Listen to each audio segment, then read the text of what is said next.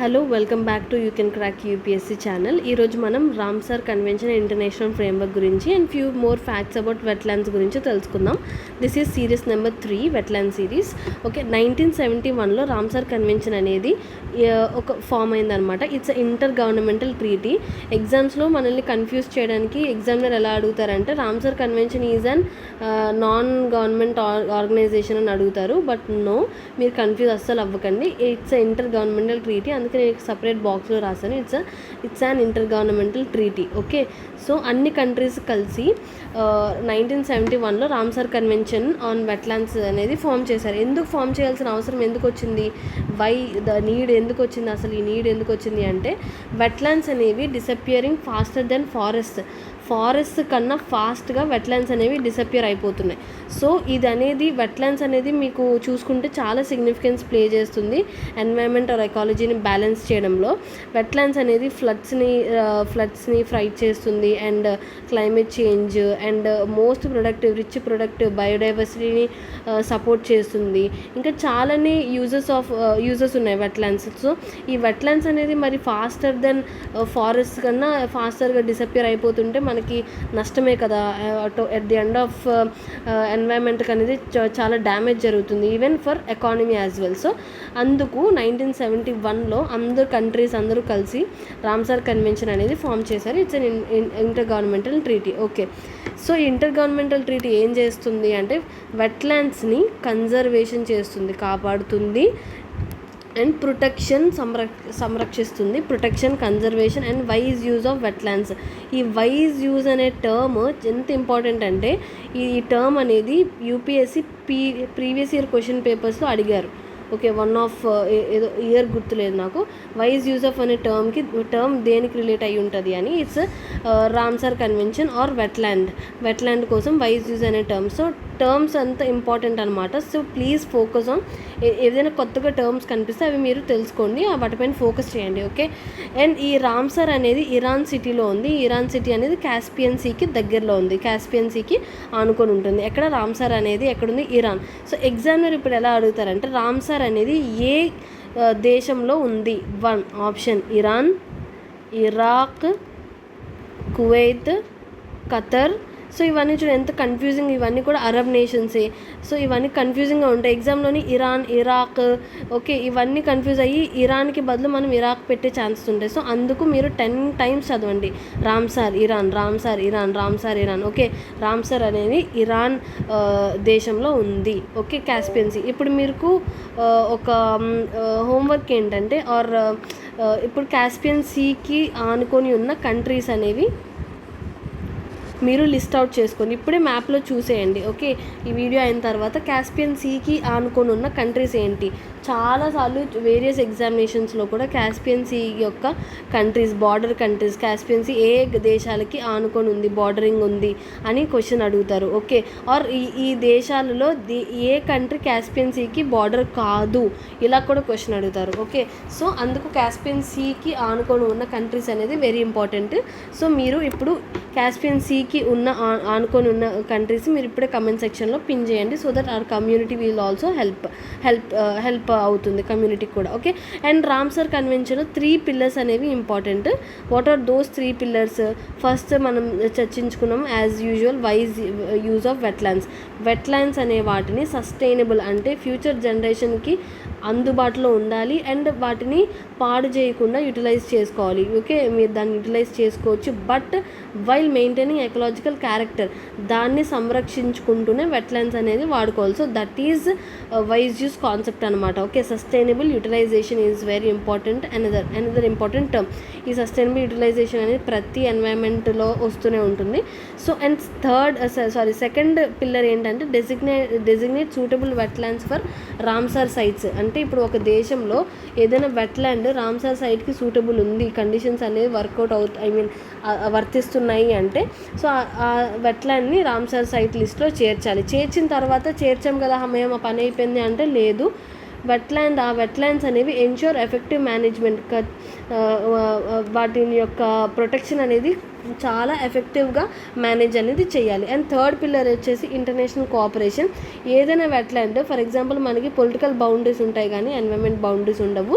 So international cooperation ఏంటంటే ఏదైనా wetland కానీ 2 దేశాల మధ్య ఉంటే కనుక ఆ 2 దేశాలు ఒక ఇంటర్నేషనల్ కోఆపరేషన్ అంటే కోఆపరేషన్ చేసుకొని ఆ వెట్లాండ్ అనేది ఎలా సంరక్షించాలి అనేది గవర్నెన్స్ ఇవన్నీ కూడా చూసుకోవాలి. ఫర్ ఎగ్జాంపుల్ సుందర్బన్స్ అనేది ఇండియా బంగ్లాదేశ్ మధ్య ఉంటుంది. సో మన 2 దేశాలు కూడా ఇంటర్నేషనల్ కోఆపరేషన్ అనేది అందించుకోవాలి. అండ్ ఇండియా ఎప్పుడు జాయిన్ అయింది వెట్లాండ్స్ని ఈ రామ్సర్ కన్వెన్షన్ అంటే ఇండియా 1982లో జాయిన్ అవ్వడం జరిగింది. Remember this fact.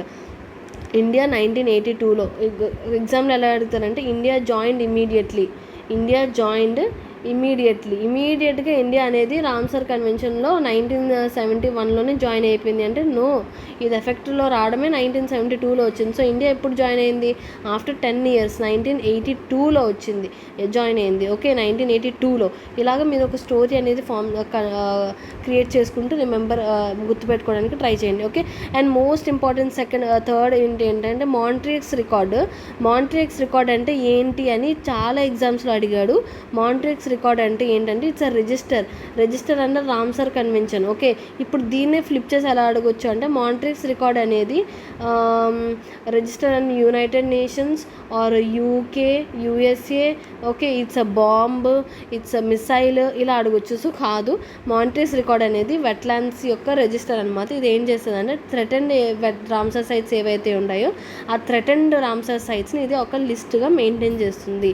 అంతే, రామ్సర్ సైట్ అనే మాంట్రిక్స్ రికార్డ్ అనేది it's register under Ramsar convention. Okay, ఇందులో ఏం ఇంక్లూడ్ అయ్యి ఉంటాయి అంటే ఇందులోని ఎకలాజికల్ క్యారెక్టర్ హ్యాస్ చేంజ్డ్ అంటే వాటి యొక్క క్యారెక్టర్ అనేది వెట్లాండ్స్ క్యారెక్టర్ అనేది చేంజ్ అయిపోయింది లేదా చేంజ్ అవుతుంది, ఇంకా ప్రస్తుతం అవుతుంది. గమనిస్తారు, అబ్జర్వేషన్ చేస్తారు కదా, సో చేంజ్ అవుతుంది అలాంటి వెట్లాండ్స్ కానీ are may change because of human activities. అంటే ఇప్పుడు ఒక వెట్లాండ్ ఉండి ఆ వెట్లాండ్ దగ్గర ఎలాంటి అగ్రికల్చరల్ యాక్టివిటీస్ కానీ మెల్లిగా ఎక్స్పాండ్ అవుతున్నాయి ఆర్ ఫర్ ఎగ్జాంపుల్ ఇండస్ట్రీస్ అనేవి వెట్లాండ్కి దగ్గరలో వచ్చేస్తున్నాయి.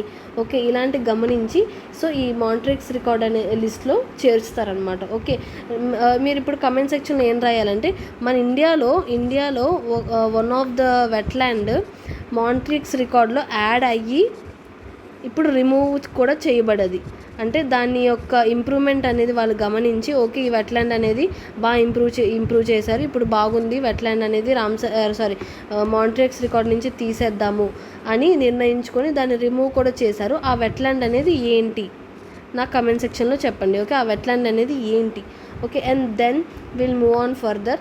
సెక్రటేరియట్ అనేది ఎక్కడుంది? ఇలాంటి ఈ క్వశ్చన్స్ అనేవి జనరల్గా స్టేట్ పీసీఎస్లోనే మనకు కనిపిస్తాయి. ఈ సెక్రటేరియట్ ఎక్కడుంది, ఏ కంట్రీలో ఉంది, ఎప్పుడు స్థాపించబడ్డది అనేది.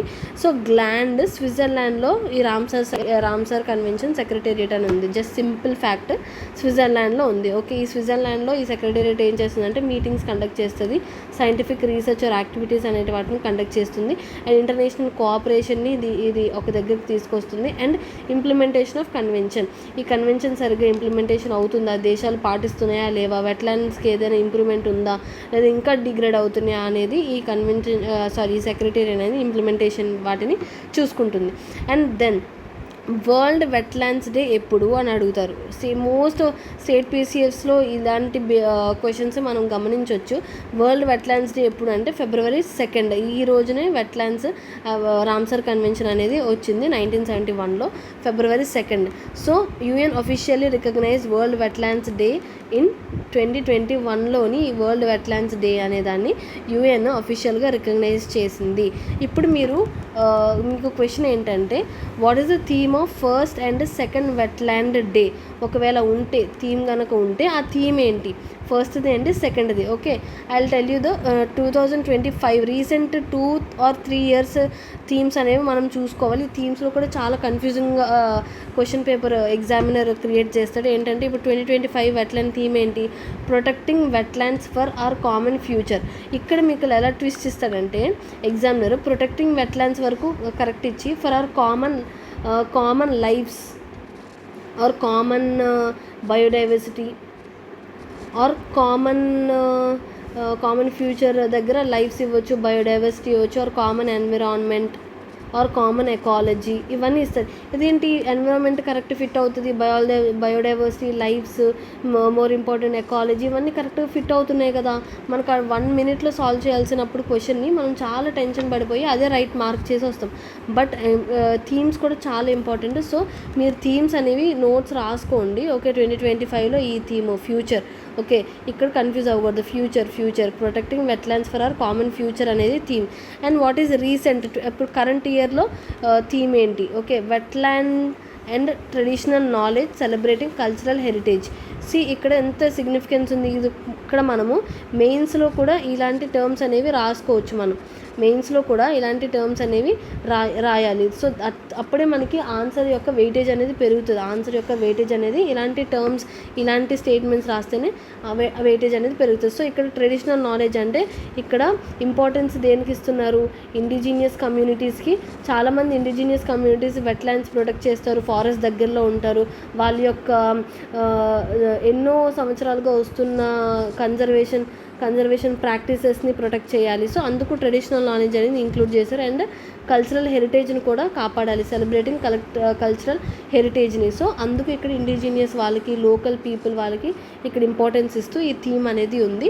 సో ఇలాంటి థీమ్స్ అనేది ఒకవేళ మీరు మెయిన్స్ ఆన్సర్ రైటింగ్ రాస్తూ ఉంటే మటుకు ఇలాంటి ట్రెడిషనల్ నాలెడ్జ్, ఈ టర్మ్, సెలబ్రేటింగ్ కల్చరల్ హెరిటేజ్ ఇలాంటి టర్మ్స్ అనేవి ఇంక్లూడ్ చేయడానికి ట్రై చేయండి. సో ఈ ట్రెడిషనల్ నాలెడ్జ్ అనే థీమ్ 2026లోది అండ్ 2025లోది protecting wetlands for our common future. Okay, protecting wetlands for our common future. And ఇంకొక కన్ఫ్యూజింగ్ ఫ్యాక్ట్ ఏంటంటే వెట్లాండ్స్ ఇంటర్నేషనల్ అనేది ఒక ఆర్గనైజేషన్ ఉంది. ఈ వెట్లాండ్స్ ఇంటర్నేషనల్ అనేది అంటే ఏంటంటే it's not intergovernmental treaty. ఇది రామ్సార్ లాగా ఇంటర్ గవర్నమెంటల్ ట్రీటీ కాదు. ఇదేంటంటే non government organisation. Wetlands international అనేది నాన్ గవర్నమెంట్ ఆర్గనైజేషన్. ఓకే, మీరు కన్ఫ్యూజ్ అయిపోయి ఇక్కడదక్కడ మనం గుర్తుపెట్టేసుకుంటాము. సో సింపుల్గా వెట్లాండ్ ఇంటర్నేషనల్ ఉంది అంటే ఇట్స్ ఎన్జిఓ. ఓకే, ఇది చాలా దేశాలతో కలిసి పనిచేస్తూ ఉంటుంది, రీసెర్చ్ చేస్తుంది, సైంటిఫిక్ రీసెర్చ్ చేస్తుంది. ఓకే, వెట్లాండ్ కండిషన్ని అబ్జర్వ్ చేస్తుంది. అండ్ ఈ ఎన్జిఓస్ ఇంకా ఇంటర్నేషనల్ బాడీస్ అనేవి కొన్ని రిపోర్ట్స్ అనేవి యాన్యువల్గా ఆర్ మంత్లీ రిపోర్ట్స్ అనేవి రిలీజ్ చేస్తూ ఉంటాయి. ఆ రిపోర్ట్స్ కూడా మనకు చాలా ఇంపార్టెంట్. ఇప్పుడు చూడండి, వెట్లాండ్స్ ఇంటర్నేషనల్ ఈ ఎన్జిఓ ఏదైతే ఉందో ఇది state of the world's mangroves అనే రిపోర్ట్ని రిలీజ్ చేస్తుంది. State of the world's mangroves. Okay, ఈ మ్యాంగ్రూవ్స్ ఎలా ఉన్నాయి అనే దానిపైన ఈ వెట్లాండ్ ఇంటర్నేషనల్ అనేది రిలీజ్ చేస్తుంది. సో ఇది ఇంపార్టెంట్. ఇప్పుడు ఎగ్జామినర్ ఎలా క్వశ్చన్ ఫ్రేమ్ చేస్తాడంటే స్టేట్ ఆఫ్ వరల్డ్స్ ఈ మ్యాంగ్రూవ్స్ అనేది రామ్సార్ కన్వెన్షన్ రిలీజ్ చేస్తున్న మోర్ కన్విన్సింగ్గా ఉంది కదా. అవును, రామ్సార్ ఎందుకు ఉంది? టు ప్రొటెక్ట్ వెట్లాండ్సే కదా. సో మరి అదే రిలీజ్ చేస్తుంది కదా. ఇక్కడ కూడా మ్యాంగ్రూవ్స్ అంటే ఏంటి? వెట్లాండ్స్లో ఇది భాగమే కదా. So state of the world report Ramsar ఎందుకు రిలీజ్ చేయకూడదు? ఇలా ఆలోచించేలా చేస్తాయి ఎగ్జామినర్ క్వశ్చన్స్. సో అందుకు మీరు ఖచ్చితంగా గుర్తుపెట్టుకోవాలి, వెట్లాండ్ ఇంటర్నేషనల్ అనేది state of the world's mangrove report release చేసింది. అండ్ అనదర్ రిపోర్ట్ ఏంటంటే వాటర్ బర్డ్ సెన్సస్ రిపోర్ట్ కూడా ఈ ఎన్జిఓని రిలీజ్ చేస్తుంది. అండ్ సర్టెన్ ప్రోగ్రామ్స్ అనేది కండక్ట్ చేస్తుంది ఈ NGO. International water bird census అని అండ్ యాన్యువల్ రివ్యూ ఒకటి రిలీజ్ చేస్తుంది. ద సోర్స్ అనే పేరుతో యాన్యువల్ రివ్యూ అనేది రిలీజ్ చేస్తుంది. సో ఇందులో మెయిన్ ఇంపార్టెంట్ ఏంటంటే మెయిన్గా మీరు గుర్తుపెట్టుకోవడానికి ట్రై చేయండి. State of the world's mangroves అనేది రామ్సార్ కన్వెన్షన్ కాదు, బట్ వెట్లాండ్స్ ఇంటర్నేషనల్ అనేది రిలీజ్ చేస్తుంది. Okay, and water bird census కూడా, ఈ సెన్సస్ ఎవరు కండక్ట్ చేస్తారు అంటే ఈ వెట్లాండ్స్ ఇంటర్నేషనల్ అనే ఎన్జిఓ మాత్రమే.